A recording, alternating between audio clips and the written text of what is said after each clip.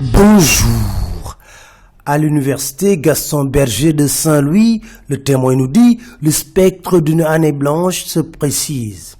Professeur Mbissane Ngom, directeur UFR Sciences juridiques et politiques, déclare: nous proposons une suspension des activités pédagogiques jusqu'au mois d'octobre prochain.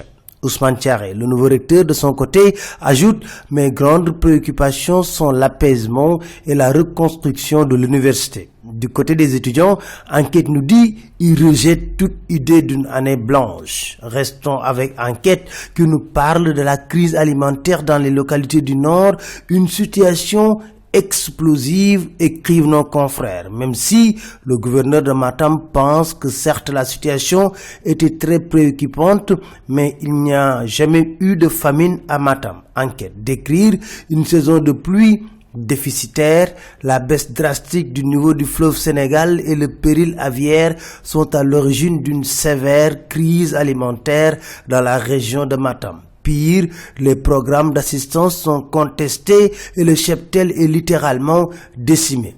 Face à ces urgences, le Premier ministre Mohamed Boun Abdallah Dionne a quand même le temps de lâcher des missiles politiques dans une interview accordée à l'Observateur. Il s'en prend violemment à l'opposition en déclarant: laissons l'opposition dans son rôle qui est de s'opposer et dans ses rêves et ses contradictions pendant que le président Macky Sall et son gouvernement travaillent. Bon. En faisant rejeter la candidature de Karim Wade, les libéraux estiment que Macky leur a déclaré la guerre et il aura la guerre, écrivent les Échos.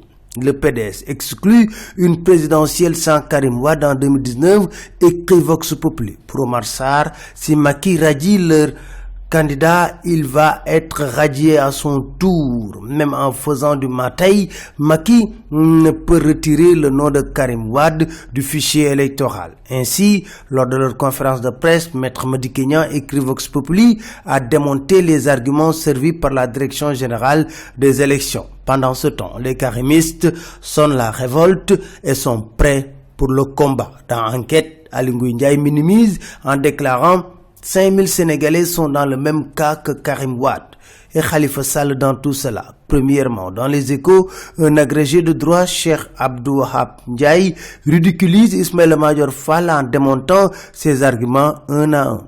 Quant à son procès en appel, les Échos révèlent que les avocats de Khalifa Sall ont écrit à Demba Kandji pour exiger des préalables. Un autre renvoi ce profil. Khalifa Sall peut-il être candidat? Pour Maître Babou, dans Vox Populi, juridiquement, Khalifa Sall de sa cellule peut être candidat, tant que la Cour suprême n'aura pas statué définitivement sur son cas. Et avec le délai qui nous reste, il est impossible pour la Cour suprême d'examiner le pourvoi de Khalifa Sall, car la Cour suprême ne peut examiner à moins d'1 an un pourvoi en cassation, estime l'avocat. Tout naturellement, on apprend dans l'AS que le Conseil constitutionnel a débouté l'opposition sur son recours par rapport à la loi sur le parrainage. La caution pour la présidentielle est fixée à 30 millions, nous apprend l'AS. Retour de Coupe du Monde, le quotidien nous parle de retour mouvementé des supporters sénégalais. Bagarres et insultes ont rythmé tout le trajet Russie-Dakar. C'était tout. Merci. Très bonne lecture à tous.